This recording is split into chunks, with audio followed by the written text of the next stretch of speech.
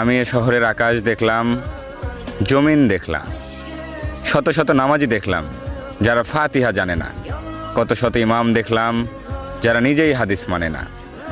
আমি এমন খাঁটি মুসলিমও দেখেছি যারা যৌতুকের টাকায় বিলাসিতা খুঁজে নেয়।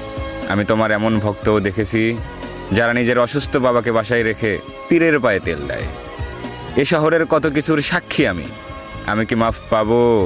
যে কপাল তৈরি হয়েছিল সিজদার জন্য, সে কপালে আজও দাগ পড়েনি, তার জবাবে কি বলবো?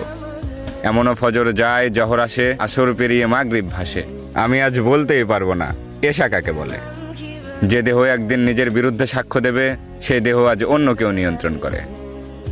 তাই আমি জানি না আমি ক্ষমা পাওয়ার যোগ্য কিনা। তবে পৃথিবীর সর্বশ্রেষ্ঠ গ্রন্থ কুরআন বলেছে, তোমার রহমতের তুলনায় আমার এ পাপ কিচ্ছু নয়। তাই পাপী হাত দুটি উঠিয়ে দরখাস্ত জানাই, ইয়া মালিক, এই ফরমালিনযুক্ত শহরে আমাকে ভেজাল মুক্ত রেখো।